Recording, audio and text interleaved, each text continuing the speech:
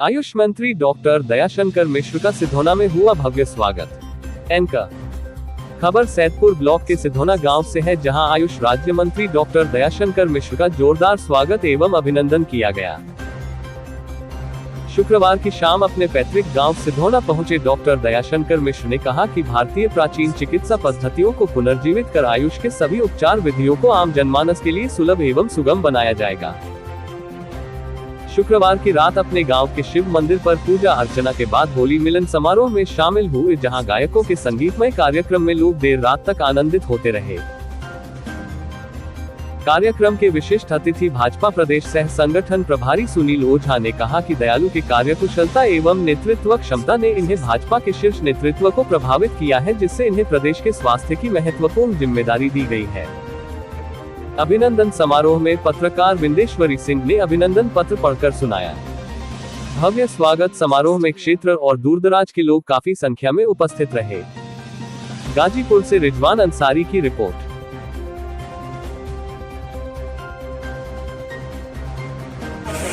परिजन हर्षान्वित से आह्लादित हैं। गंगा गोमती के कोण पर स्थित सिद्ध ग्राम सिधौना की भूमिका कणकर आपके स्नेह में संसर्ग एवं स्पर्श से विभोर ही नहीं अपितु गौरव और गरिमा से आप लादित हैं। तो आपके प्रथम शुभागमन पर निश्चित रूप से इस सदा वत्सला मातृभूमि का पावन स्पर्श आपके भी हृदय तंजों के तारों को एक अपार्थिव संगीत लहरी से आलोड़ित और विलोड़ित कर रहा होगा। वैसे ही स्वर्णलहरी तरंगमाला में आपकी जन्मभूमि के लोग भी स्वयं को धन्यता बोध से धन्य का अनुभव कर रहे हैं।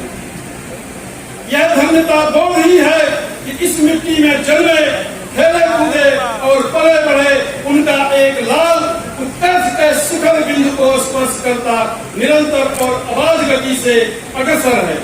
इस गौरवमयी गाथा का साक्षी बनने के लिए आज हम सभी आतुर और व्यग्र हैं। आपकी जन्मभूमि और इस भूमि पर जन्मे लोग इस शुभ आकांक्षा से सदा सर्वदा अनुप्राणित रहेंगे। प्रथम आगमन में क्या कहना चाहेंगे? देखिए, सबसे पहले तो आभार अपने उत्तर प्रदेश के मुखिया योगी आदित्यनाथ जी, परम आदरणीय सांसद वाराणसी, देश के प्रधानमंत्री नरेंद्र मोदी जी, अमित शाह जी, जेपी नड्डा जी, धर्मेंद्र प्रधान जी, इन सब लोगों के बहुत आभारी है कि एक सिधौना की धरती पे जन्मे एक अदने से व्यक्ति को, अब भारतीय जनता पार्टी के एक सामान्य से सिपाही को उन लोगों ने इतनी बड़ी जिम्मेदारी दिया है। तो सबसे पहले तो उनका हृदय से आभार। दूसरा, ये मेरी जन्मी जन्मभूमि है। काशी के बाद काशी ने पाला जरूर है, पैदा किया गाजीपुर ने, पाला बनारस ने। और आपको पता है कि मैं 8 सालों तक चंदौली में प्रिंसिपल था, तो कहीं न कहीं से मेरी नौकरी चंदौली में, जन्म गाजीपुर में, बनारस, तो अजीब सी जिंदगी है मेरी। अब सेवा करने का मौका मिला है तो अभिभूत हूँ। अभी तक आपकी राजनीति वाराणसी से जुड़ी रही है, क्या उसे अपनी जन्मभूमि से भी जोड़ने का काम करेंगे? हमारी कोई सीमा निर्धारित नहीं है। आपको पता है कि मैं अपने गांव से कभी कटा नहीं। पूरा परिवार मेरा गांव पे ही रहता था। मेरे पिता जीवन नौकरी से रिटायरमेंट के बाद यहीं रहे। तो गांव से लोग कट जाते हैं, उनको गांव कहने में दिक्कत होती है। मेरा तो गांव में सब कुछ है, खेती बाड़ी, मेरा पूरा परिवार यहाँ रहता है। तो सिधौना मेरे लिए बस 2 घर हो सकते हैं, काशी है, गाजीपुर है। माननीय मंत्री जी, ये बताइए, भारतीय जनता पार्टी इतने पूर्ण बहुमत से जीती है और ढेर सारे दिग्गज पुराने विधायक भी रहे हैं, मंत्री भी रहे हैं, लाखों से अधिक वोटों से जीतने वाले विधायक रहे हैं, फिर भी आपको अगर पार्टी ने मंत्री पद दिया तो आप अपने पॉलिटिकल करियर का कौन सा अचीवमेंट मानते हैं जिसके चलते पार्टी ने आपको पद दिया है मंत्री का? देखिए, ये मेरा कोई अचीवमेंट नहीं है। भारतीय जनता पार्टी ऐसे कारनामे कह लीजिए, ऐसे अजूबे फैसले कह लीजिए, ऐसे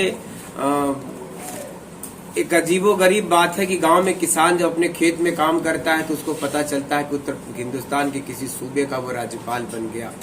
मऊ में आपने देखा पिछले चुनाव में एक सब्जी बेचने वाले राजभर का बेटा, पिता पुत्र दोनों सब्जी बेच रहे थे, उनके बेटे को पता चला कि आपका बेटा विधानसभा का टिकट पाया है। मैं जा रहा था शपथ ग्रहण कार्यक्रम, आपको पता है कि मैं पिछले 3 वर्षों से पूर्वांचल विकास बोर्ड, ये पहली संस्था, नई संस्था बनी, माननीय योगी जी ने बनाया, जिसके खुद वो अध्यक्ष इस संस्था के थे। मैं 3 वर्षों से उनके साथ काम कर रहा था। भारतीय जनता पार्टी में विभिन्न पदों पर काम कर रहा था, कि मुझको नहीं लग रहा था कि पार्टी इतनी बड़ी जिम्मेदारी के लायक मुझको समझती है। तो कहीं न कहीं से ये भारतीय जनता पार्टी, कह लीजिए कि ये भारतीय जनता पार्टी ऐसी पार्टी है जो इतने बड़े और इतने कड़े फैसले कर सकती है कि जो व्यक्ति किसी सदन का सदस्य न हो और वो उत्तर प्रदेश की सरकार में मंत्री बने। जैसा आपने कहा, तो ये पार्टी के लिए इसका श्रेय है, न कि मेरे जैसे कार्यकर्ता का। तो ये सौभाग्य है। क्या टास्क रखा गया है जिससे आयुष मंत्रालय को आप और फूड प्रोसेसिंग को आप आगे बढ़ा के ले जाएंगे? देखिए, ये दुनिया की सबसे प्राचीन सभ्यता वाला देश है भारत, और हमारी पुरानी सभ्यता में जैसे हमारी सनातन धर्म हमारा प्राचीन है, वैसे हमारी चिकित्सा पद्धति भी बहुत प्राचीन है। हमारी जो आयुर्वेद की पद्धति है, सारी दुनिया हतप्रभ रहा करती थी कि कैसे कोई, हमारे जो ऋषि मुनि थे या हमारे जो वैद्य हुआ करते थे, कैसे वो जड़ी बूटियों से इंसान का इलाज करते थे। मैं आपको बताऊं कि फादर ऑफ सर्जरी, जिनको कहते हैं महर्षि सुश्रुत, जिनका जन्म स्थान काशी है, वो पत्थर के टुकड़ों से सर्जरी किया करते थे। जब औजार नहीं हुआ करते थे, तांबे और लोहे का आविष्कार नहीं हुआ था, तब पत्थर के द्वारा सर्जरी किया करते थे। और ये गौरव भी काशी को प्राप्त है कि फादर ऑफ सर्जरी जिनको कहते हैं वो काशी के जन्मे। तो हिंदुस्तान तो दुनिया को, जैसे उसने अन्य चीजों में दिशा दिखाया है, वैसे ही आयुर्वेद में, योगा में। आज आपने देखा कि योगा की बात जैसे ही मोदी जी ने किया, योगा हजारों वर्षों से लोग करते थे, लेकिन उसको जनसुलभ बनाने का इस देश में जैसे लगा कि योगा के प्रति जन जागरण हुआ। आज योगा डे पूरे संसार में मनाया जाता है। तो हमारी योगा की शक्ति को सारा संसार जैसे मानता है, ये मेरा विश्वास है, ये मेरा भरोसा है। और आपको मैं बता दूं कि मोदी जी का ये ड्रीम है, आयुर्वेद को बढ़ावा देना, इस पद्धति को, आयुष को बढ़ावा देना, यूनानी पद्धति जो हमारी होम्योपैथ की पद्धति, ऐसी नेचुरोपैथी को बढ़ावा देने का ये ड्रीम कहीं न कहीं से माननीय मोदी जी का है, और उन्हीं के सपनों को माननीय योगी आदित्यनाथ जी बढ़ा रहे हैं। और विभाग कोई छोटा बड़ा नहीं होता, उपेक्षित हो सकता है, लेकिन मैं आपको बताऊं कि कोरोना के इस काल में जब सारी दुनिया टीके के लिए तड़प रही थी, परेशान थी, तो इसी आयुर्वेद के काढ़े ने इस देश के लाखों लाख करोड़ों लोगों की जिंदगियां बचाया है।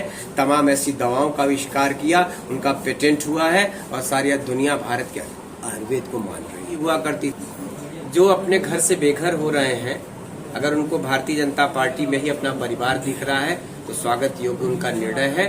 और भारतीय जनता पार्टी ऐसे लोगों को जो देश की मुख्य धारा में जुड़कर, राष्ट्रवाद की मुख्य धारा में जुड़कर जीना चाहते हैं, उनका स्वागत है। जो राष्ट्रद्रोही लोग हैं, जो राष्ट्र के विपरीत बातें करते हैं, काम करते हैं, ऐसे लोगों का इस पार्टी में कोई स्थान नहीं। मंत्री जी, गाजीपुर के लिए प्रथम प्राथमिकता क्या रहेगी आप? गाजीपुर में सबसे पहले तो हमारे जितने भी अस्पताल हैं, होम्योपैथिक के, आयुर्वेद के, यूनानी अस्पताल, उन सबको बहुत विधिवत रूप से काम करने के लिए प्रेरित करना। अगर उनके काम में कोई कमी है, अगर उनकी उपस्थिति कम है, अगर उनके द्वारा इलाज में कोई असुविधा समाज को हो रही है, तो उसको ठीक करना, दवाओं की उपलब्धता बढ़ाना, और भी जो काम हो सकते हैं वो अपने जिले के लिए मैं करूँगा। धन्यवाद।